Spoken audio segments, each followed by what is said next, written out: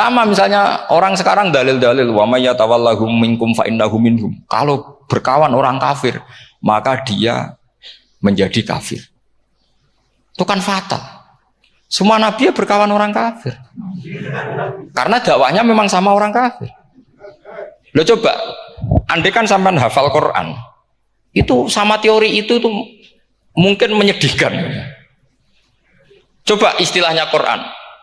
Wadhkur akho'at wa ila adin akhawum huda wa ila samuda akhawum. Terus semua umatnya yang kafir disebut akhawum. Akhaw itu artinya apa? Saudara. Mereka ya berkawan sama orang kafir. Makanya butuh analisis fikih untuk maknani wa may yatawallahu minkum fa innahu. Setelah dianalisis fikih, ternyata semua nabi diistilahkan wa ila madyan akhahum syuaiba wa ila adin akhahum huda. Akhaw itu artinya apa? Saudara. Kalau sampean tanya, lalu logikanya gimana? Kata kitab-kitab kan wa in kana dasarin fajanib suratan. Kalau ada teman buruk, jauhi. Kalau teman baik, temani. Kalau cara usul fikih gampang. Kancanan maling dosa, wong kok kancane maling. Tapi nak dakwai maling. Apik kan?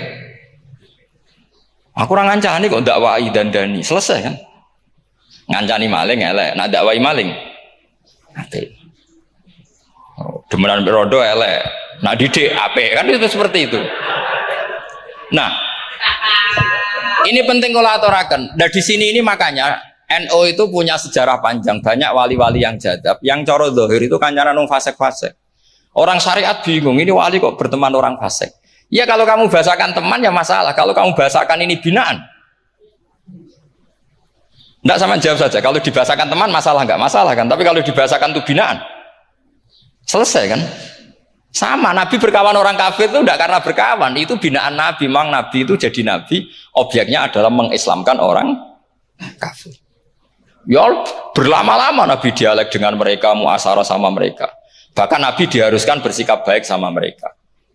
Itu yang disebut fabima rahmatim minallahi lintalahum walau kunta fadhdhan ghalidhal qalbi lan faddu min hawlik. Tapi sekarang itu orang sudah tidak pakai ilmu. Orang-orang radikalisme itu enggak pakai usul fikih. Pokoknya kalau ada ayat terjemahnya gini ya sudah itu jadi madhab. Akhirnya kecelakaan seperti ini. Pokoknya kalau ada ayat faqtulul musyrikina haitsu wajadtumuhum wa khuduhum wahsuruhum waq'udu lahum kullah marsad. Sudah hafalnya ayat itu saja. Dia tidak mau ngapalkan misalnya qatilul ladzina yuqatilunakum. Ada ayat lagi wa akhrijuhum yamin haitsu akhrajukum. Sehingga ulama kita membagi kafir itu ada harbi, kita musuhi, ada dhimmi, ada muahad, ada musta'man. Itu ulama karena tahu tidak semua orang kafir itu harbi. Tidak semuanya dhimmi, tidak semuanya mu'ahad, tidak semuanya musta'man. Kalau harbi oke, kita perang, kalau dhimmi ya kita bina. Kalau mu'ahad ya sesuai perjanjian kita, kompensasinya apa, MOU-nya kayak apa. Tapi apalnya mereka ayat satu tema. Nah celakanya kita yang ngaji di pondok-pondok, yang katanya spesialis ingin alim tafsir, apalnya ya satu ayat juga. Wah itu kan satu ayat versus satu ayat. Itu ngeri. Makanya kalau sama tanya saya, ini katanya di acara ini sama tanya, gimana caranya jadi ahli tafsir? Saya jawab gampang. Caranya itu hafal Quran, hafal hadis, terus hafal ulumul Quran. Ya misalnya Nadoman ya Faidul Khobir lah. Kalau kitab Nasar ya minimal itu setengah lanya itkon lah. Kalau nggak lanya-lanya amat ya agak lanya. Karena kitab tafsir itu gampang. Teorinya itu mudah sekali. Misalnya al-ibratu bi umumil lafzi la bi khususis sebab. Itu sama dengan kayak kaidah fikih. Karena kalau kaidah fikih itu saya itu pernah dibisui kiai itu. Ini kisah nyata itu. Dibisui kiai itu pas basul masail dulu saya itu masih sering mau basul masail. Tadi pun pensiun pun buatan niku.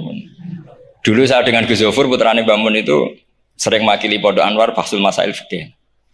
Tapi tidak tahu ceritanya Gus Zofur jadi dokter tafsir. Saya juga kok ya tahu-tahu menekuni tafsir. Lama-lama orang itu lupa status saya yang fakih ya. Makanya saya itu ya kadang eman gitu karena ini status penting juga. Tapi status fikih itu kadang memang menyesatkan. Karena begini, itu dulu pernah ada basul masail itu begini. Ini kisah nyata ini. Ada desainer baju putri untuk putri, anak putri. Kemudian desainer itu menciptakan satu celana pendek atau celana seperempat. Dengan desain ini pasti kalau dipakai itu auratnya itu kelihatan. Bagaimana hukumnya desainer ini? Apa termasuk mimman sarro'a as-sayyi'ata? Karena terjadi kasfil aurat. Apa enggak? Rata-rata kalau kiai yang khusuk-khusuk, yang sepuh-sepuh, desainer itu dosa. Gara-gara tren pakaian ini wong wedok buka aurat. Tapi saat kiai-kiai alim yang muda-muda, entah saking belingnya, entah saking pinternya, enggak tahu. Bilang begini, Pak Yai, yang didesain apa? Ya celana itu. Lalu celana itu fungsinya nutupi apa buka aurat? Ya nutupi. Lu kan lumayan urun nutupi. Kalau haramnya dicopot, lu kan malah parah itu. Bingung kayaknya. Sampai bilang gini kan, wah semani. Itu kan makanya ini guyon ilmiah. Repotnya ngadepi orang alim muda, itu kan mbok gedhingi ku ilmiah, mbok senengi fase.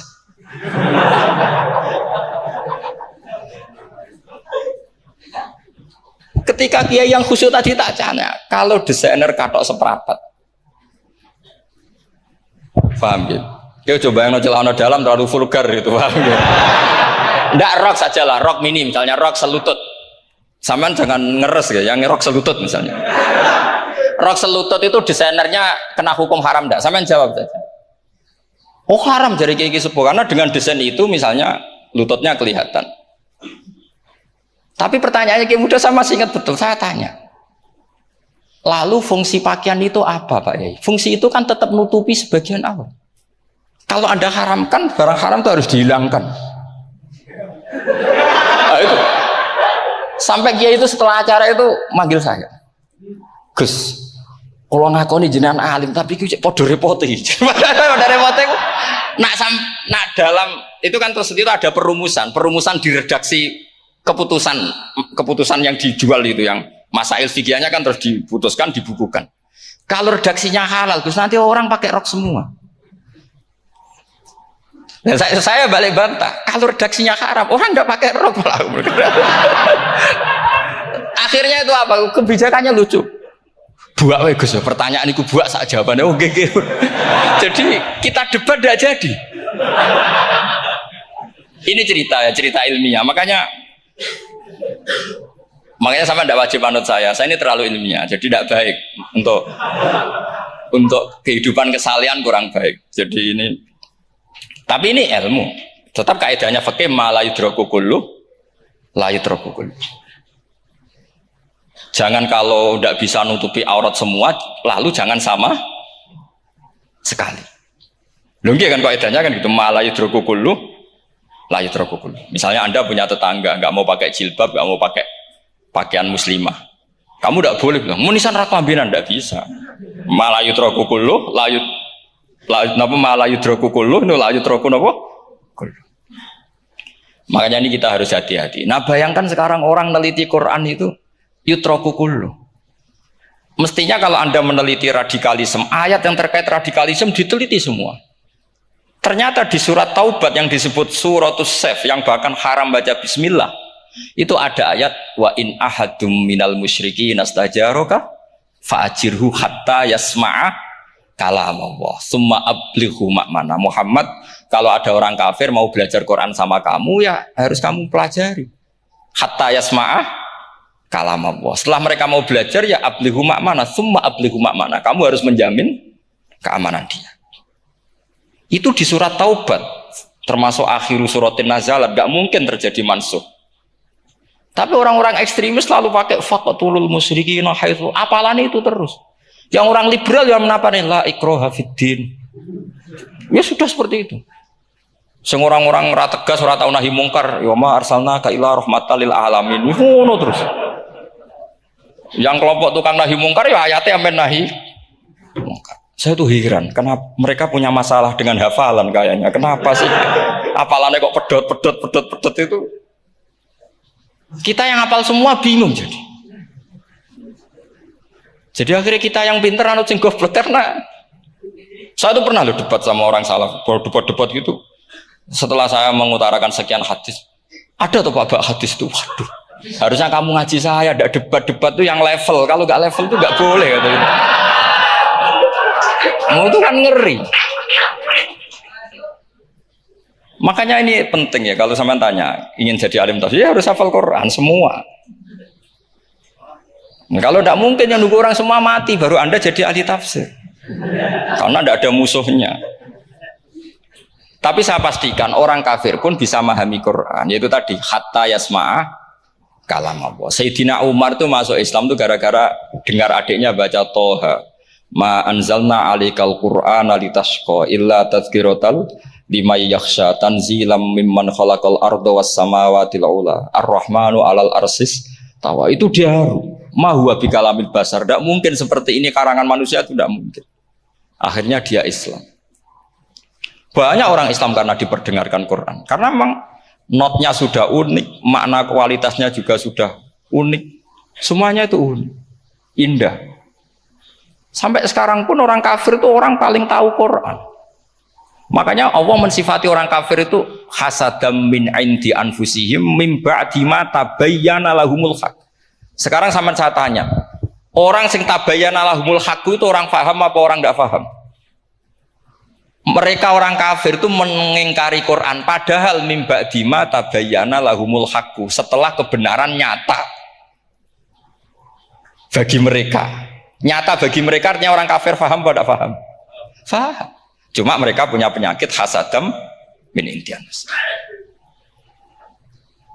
Mereka juga kalau ada ayat tentang ahkam yang memberatkan, mereka bilang, "I'ti bi Qur'anin ghairi hada au badil." Muhammad harusnya jangan tema itu yang diangkat, buat cari Quran yang lain yang enggak tema itu. Mereka sampai memilih tema itu karena paham apa karena tidak paham? Karena paham. Makanya di makalah saya pastikan ngaji tafsir itu gampang karena orang kafir pun bisa. Kalau kasus Ahok itu bukan paham itu melintir, beda. Paham sama melintir itu beda. Itu diterjemah kemenang itu jangan mengangkat kawan orang Islam, bukan mengangkat pemimpin. Ya kayaknya kalau ngangkat teman saja tidak boleh, apalagi ngangkat pemimpin. Fatal mana berteman sama orang salah sama ngangkat. Saman kancanan maling itu apik, nak menolong ngandani. Terus ngangkat, "Hei maling ke pimpinanku." Parah mana? Parah mana? Artinya sama saja ketika diterjemah jangan ngangkat teman. Sebetulnya ngangkat pemimpin lebih fatal. Itu kan mafhum awlawiyah, itu kan normal saja. Itu di Quran biasa, misalnya innalladzina ya'kuluna amwalal yatama dzulman. Orang yang makan hartanya anak yatim secara zalim. Kamu bilang, "Gus, saya tidak makan kok, sepeda motornya tak gasap, tak jual." Yang diharamkan kan makan. Wah, ya sarap kalau gitu. Maknanya begini, memakan harta anak yatim artinya ifsad. Ifsad itu merusak. Nak ngono ikhraq, membakar atau mencuri sama dengan makan. Bal asad, malah kan lebih apa? Lebih apa? Dasar. Jadi yakuluna di situ tuh ba'dul amsilah, sebagian contoh min wujuhil ifsad atau min wujuhil ihlak. Jangan kok karena ayatnya makan, oh yang haram tuh makan, kalau nyuri gak apa-apa. Wah ya fatal. Itu kan sama dengan santri geblek ketika ada kiai ini, "Cung, kowe mbek bojomu jogeman naboi." Suatu saat istrinya lapor lagi, "Pak Yai sekarang ndak naboi tapi nyadui."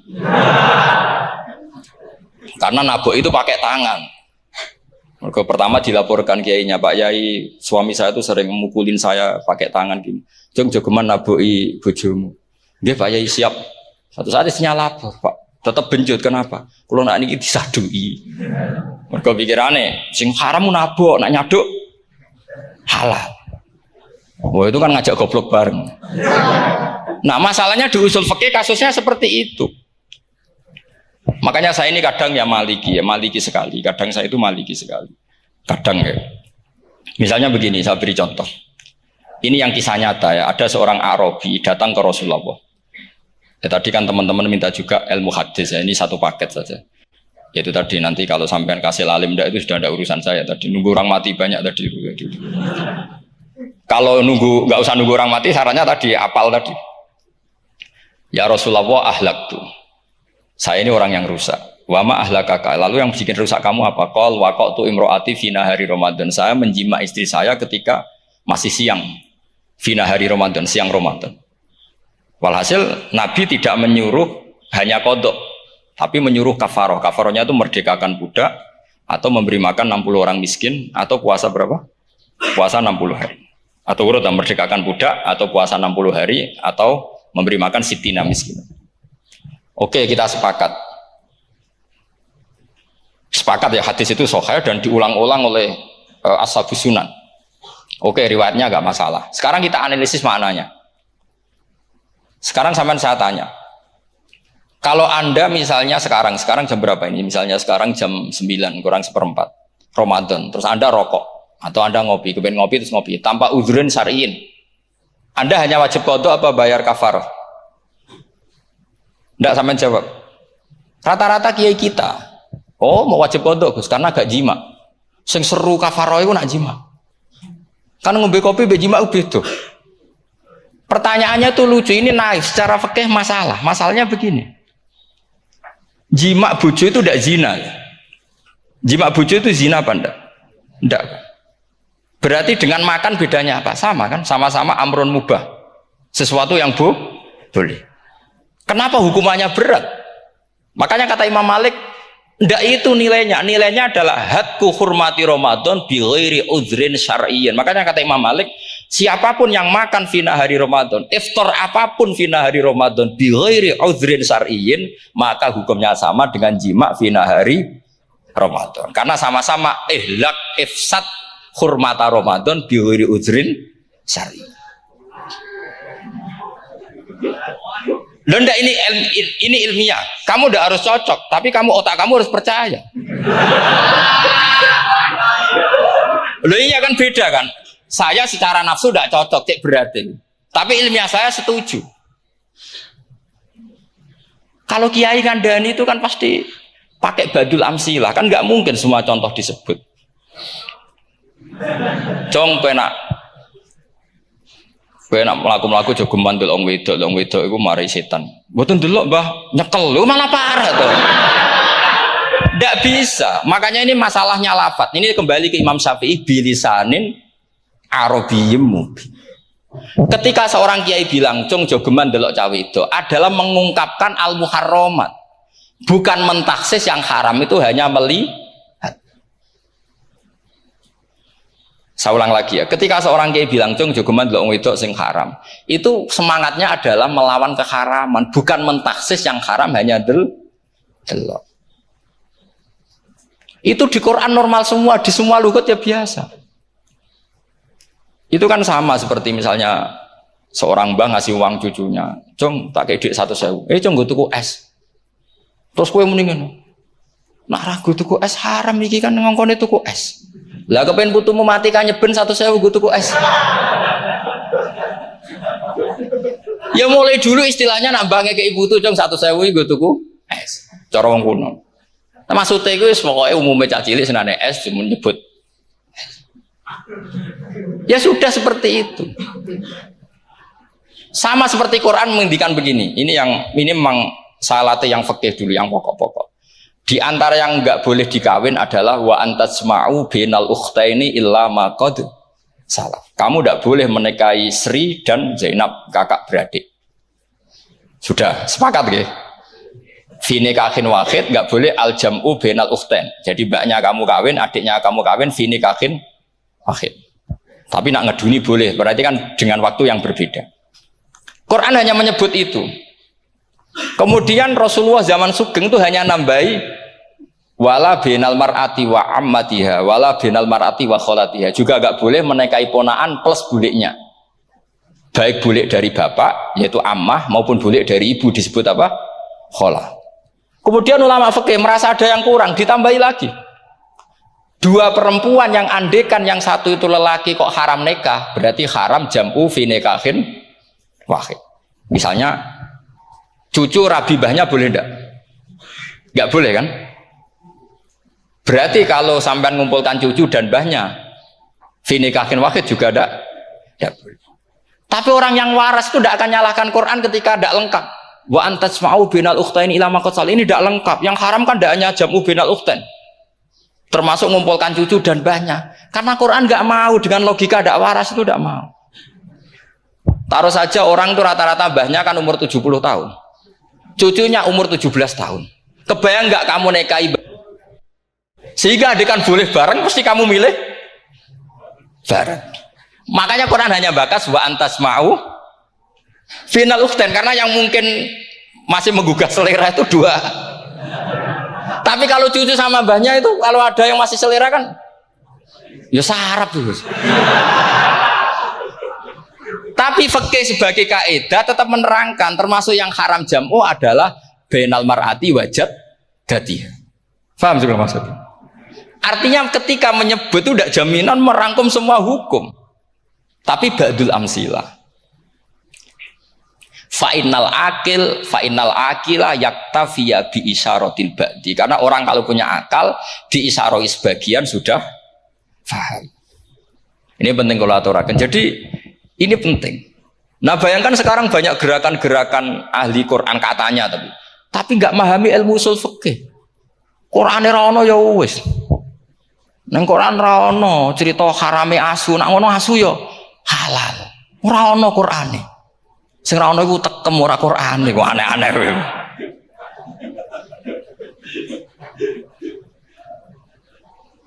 Itu kan sama terus sampean misalnya tadi jam 09.00 Ramadan tambah uzurin syariyin terus mangan mie rokokan. Itu kan melecehkan Ramadan biguri uzurin syariyin. Karena melecehkan hurmata Ramadan kena sanksi separah itu. Jangan kamu terus bilang, tapi Nabi hanya bilang masalah jima fi nahar Ramadan. Jima istri itu hukumnya itu tidak zina, hukumnya itu mubah sama dengan makan. Ini cara madzhab Maliki, tapi kita alhamdulillah madzhab Syafi'i. Ya, itu masalahnya. Berhubung itu menguntungkan sami'na wa ata'na. Nah, itu. Tapi saya sendiri dalam konteks ini, saya itu ya sangat-sangat Syafi'iyah, sangat-sangat Syafi'iyah. Dalam banyak hal sangat-sangat Syafi'iyah. Tapi dalam banyak hal kadang-kadang saya ya Maliki. Nah, itu kan kalau sampean tanya kenapa gitu, ya hikmahnya baca banyak saja. Karena yang Syafi'i itu ya karena bacanya hanya Syafi'i. Itu bukan fanatik, itu keterbatasan. Itu beda, ada apa itu namanya ada fanatik, itu keterbatasan. Itu beda sekali. Jadi kita harus ngaji yang banyak. Saya termasuk utang ya, sama Imam Syafi'i itu baca kitab Ar-Risalah. Itu kitab yang kadang satu ulama baca sampai 500 kali. Yaitu Imam Syafi'i itu dalam kitab Risalah itu begini, ini termasuk ulumul Quran yang paling penting. Muqaddimahnya begini. Wan nasu sinfani min awalil amri. Wan nasu sinfani. Ketika Rasulullah datang membawa Quran itu manusia hanya ada dua. Al kuffar sing dari jenis ahli kitab dan kuffar dari jenis yang tidak ahli kitab. Bahkan tidak ada orang Islam zaman itu. Pertama Nabi jadi Nabi itu adakah pendengar yang Muslim? Kan tidak ada. Semuanya ahli kitab. Makanya susah kalau Quran kamu analisis korbannya orang Islam tuh, kata Ibnu Umar tuh lucu. Dulu tuh mukhotobnya tuh orang kafir, jelas kuliah ayuhal kafir. Ya ayuhan nasu budu rabbakum alladzi khalaqakum. Jelas orang kafir. Karena orang Islam nggak mungkin dikhatabi ubudu rabbakum. Makanya Imam Suyuti kalau nafsiri itu ngeper ubudu rabbakum wahiduhu. Tapi kalau mukhatabnya orang Islam, dawimu alal ibadah atau dawimu alat tauhid. Karena dia tahu kalau mukhatabnya orang kafir, ubudu ya masih wahidu. Kalau sudah Islam kok dikhitabi ubudu, mudawamah alal ibadah. Itu saking alimnya Imam Suyuti. Ini saya teruskan. Kalau mukhatabnya itu orang kafir ahli kitab, itu kemungkinannya ya dua. Cara mereaksi Quran. Yaitu disebut lam yakunil ladina kafaru min ahlil kitabi wal musyrikina munfakina hatta ta'tiyahumul. Jadi lam yakunil ladina kafaru, jelas kafaru itu umum. Kemudian ditafsir kafaru itu ada yang min ahlil kitabi, berarti kafaru yang jenis Yahudi Nasrani. Ada kafaru yang min ahlil kitabi wal musyrikin, kafaru yang jenis musyrikin, yaitu kafir Mekah. Karena cara kaidah nahwu al-atfu yaqtadi taghayyur, kalau ada ataf pasti konteksnya beda. Ja'a Zaidun wa Amrun, berarti Zaid ada Amar, Amar ya ada Bakar. Karena Ja'a Zaidun wa Amrun wa Bakrun, pasti orang ini berbeda. Tidak boleh orang yang sama kamu pakai ataf. Ini sudah clear ya ini ya. Kemudian cara pandang mereka ya beda. Ketika Rasulullah mengajak tauhid, itu ahli kitab tidak masalah. Memang harusnya Tuhan itu satu. Tidak masalah bagi ahli kitab. Problem bagi ahli kitab adalah Muhammad itu nabi. Itu kita nggak suka. Kalau Tuhan satu oke, tapi kalau Muhammad Nabi tidak oke. Kita bisa jadi Nabi. Kata mereka, karena mereka merasa nasabnya sampai Ibrahim. Sementara zaman itu mereka sanksi Muhammad itu nasabnya konti. Gak jelas. Nah, ini penting kalau aturakan. Sehingga dalam konteks ini Allah menjawab ahli kitab dulu. Ini itu disebut Muhammad itu nasabnya jelas. Ini itu fihi ayatum bayinatum maqamu Ibrahim. Ini saya dengarin. Ibrahim itu jelas pernah ke Mekah. Bukti Ibrahim pernah ke Mekah adalah jejak kaki Ibrahim di makam apa? Makam mereka artinya buatan kuburan, buatan jejak kaki Ibrahim ketika bangun Ka'bah. Fihi ayatum bayinatum maqamu Ibrahim. Pun. Kalau Ibrahim pernah di Mekah artinya beliau pernah nikah di Mekah. Paling tidak punya dzurriyyah di Mekah. Jadi Ismail dibawa ke Mekah. Jelas ayatnya wa id yarfa'u Ibrahimul qawaida minal baiti wa Ismail. Ini dengarin ya. Sebab itu saking alimnya berjanji itu beliau tahu betul masalah utama Rasulullah Muhammad adalah disangsikan nasabnya. Sebab itu kitab berjanji pertama cerita setelah dia alhamdulillah macam-macam awalul ma'anab tadi saat terus dia bilang wa ba'du fa'akul huwa Muhammad bin Abdillah bin Abdil Muttalib. Saat terus ya wa ba'du wa Muhammad bin Abdullah bin Abdil Muttalib wasmu syaibatul hamdi humidat khisaluhus saniyah. Saat terus Ibnu Qusayn, saat terus Sumiyya bi Qusayn litaqasi fi biladi qudu'atal qasiyah. Karena dia tahu yang masalah bagi Rasulullah itu adalah masalah nasab bagi mereka yang kafir. Terus beliau ngendikan ditutup wa adnanu bila raibin indadawil ulumin nasabiyah ila dhabihi Ismail nisbatuhu wa mun. Jelas saya Adnan itu pasti puter cucu-cucunya Nabi Ismail. Karena orang Yahudi yang disoal Muhammad itu, kamu itu siapa? Kok tahu-tahu Nabi? Kamu orang Arab. Orang Arab itu tidak pernah ada Nabi. Yang Nabi itu normalnya orang Israel.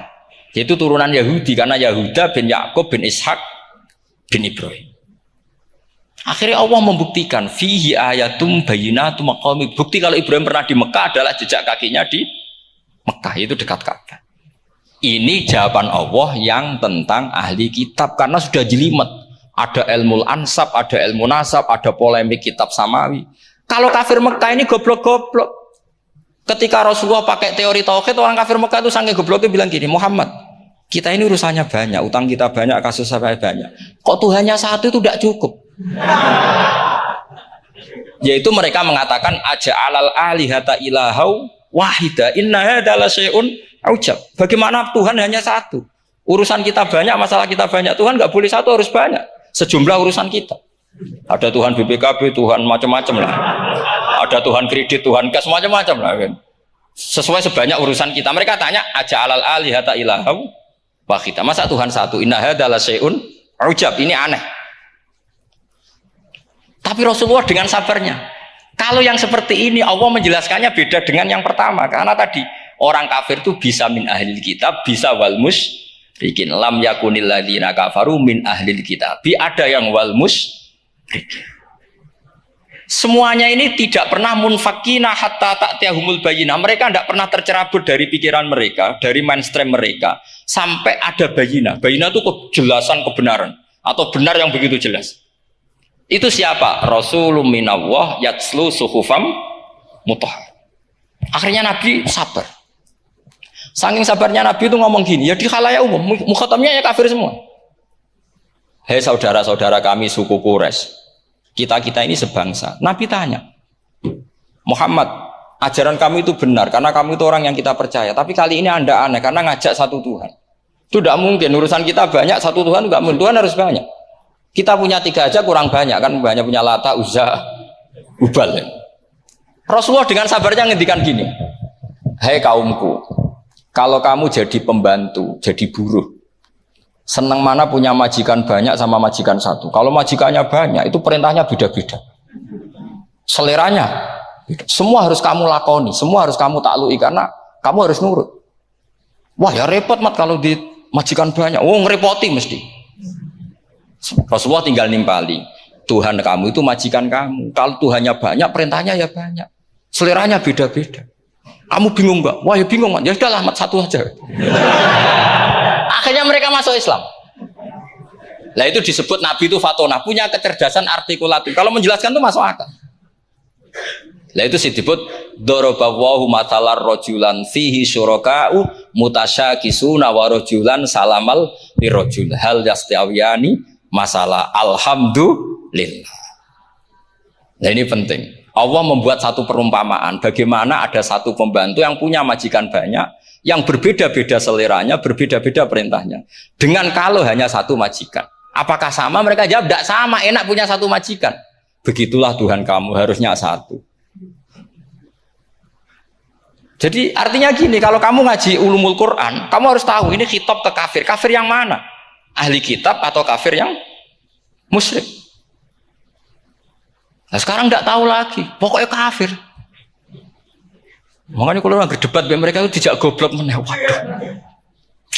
Makanya sama tidak usah ketularan goblok, sing pun sing wis goblok ora usah ditambahi mun kathah dan ini pun. Ya karena kita ngaji jelas Qur'annya kan lam yakunil ladzina kafaru itu masih ada min lil bayaniyah atau min li bayanil jinsi. Kafaru itu sapa? Siji min ahlil kitab, dua kafaru sing wal musyrikin. Dua-duanya tidak pernah munfakina hatta ta'tiyahumul bayinah. Mereka tidak akan tercerabut dari pikirannya sehingga ada bayinah. Bayinah itu siapa? Rasulun minallah yatlu sufam. Nah, ketika Nabi menjelaskan